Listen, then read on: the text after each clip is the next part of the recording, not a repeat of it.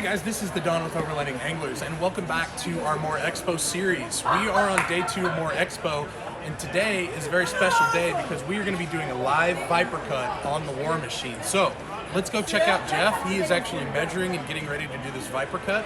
So let's go ask him why this is important. All right, guys, here we are with Jeff, who is hard at work measuring everything and taping it off.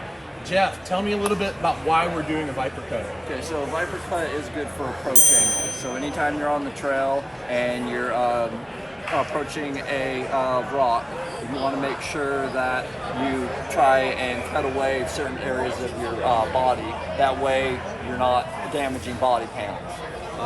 Viper cut's real popular on the Toyotas, 4Runners, Tacomas, because their front bumper's so big.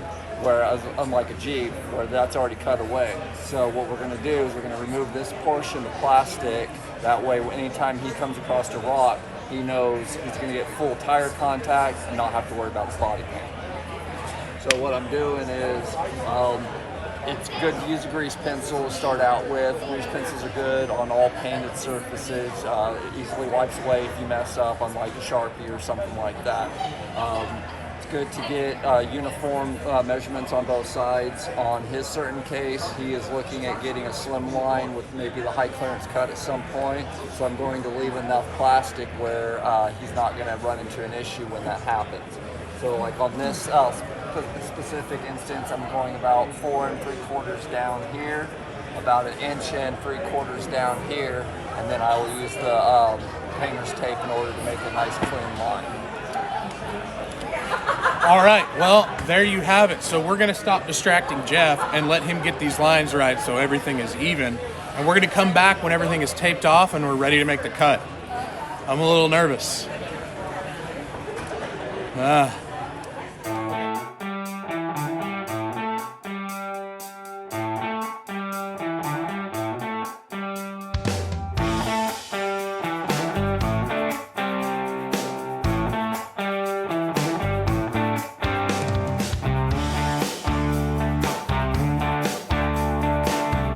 First thing we need to remember is safety. As Jeff makes these first cuts, you'll notice the Dremel throwing plastic. That's why good gloves and eye protection are a must. You don't want a simple Viper cut to send you to the ER. One thing I did do was I made sure and leave the screws and bolts in, because the last thing you want to do is be under there cutting and that thing fall down on you. One thing that is difficult to assess is this inner fender liner. I did not mark it ahead of time because that is something you almost have to kind of visually see and mold it into place. So that's really a part you're going to have to freehand. Of course, you don't really see your inner fender liner from any other point other than right here. So there's not a lot of visual appearance problems with that. Now with the fender liner bolts removed, it's time to remove the lower bumper portion. Definitely no going back now.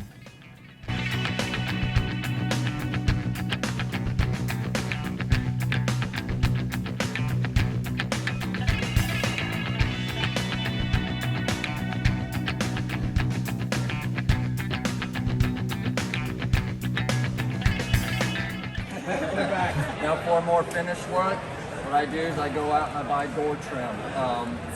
AutoZone, Advanced Auto, anywhere. It's just this stuff is just stuff that you buy for door protection.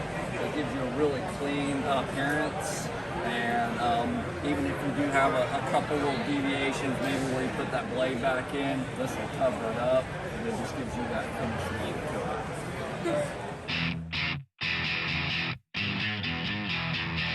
Now, one thing that would have helped a little here is a hairdryer. Adding heat makes the trim a little more flexible and easier to work with. But unfortunately, we forgot one.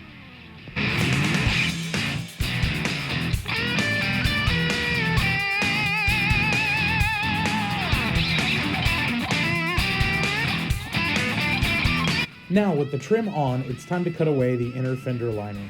Always check behind the liner to make sure you're not cutting into anything important.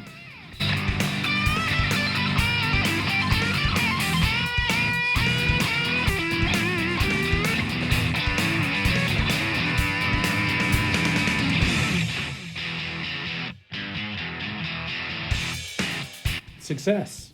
Now to move to the other side.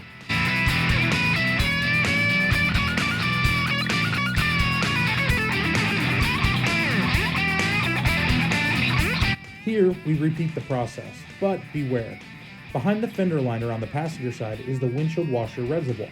You can either relocate it or put on a skid plate. We're going to go the skid plate route when we add a front bumper. Now, after completing this, it's time to cut off the metal brackets that held the fender liners in place.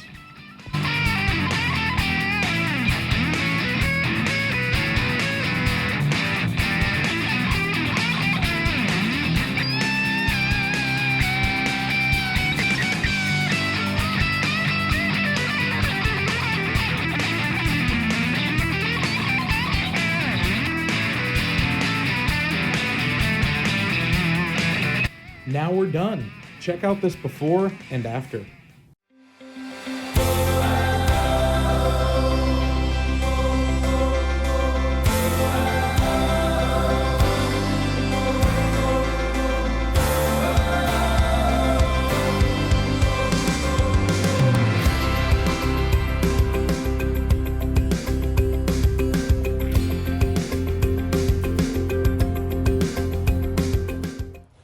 All right, guys, there you go. The Viper cut is done.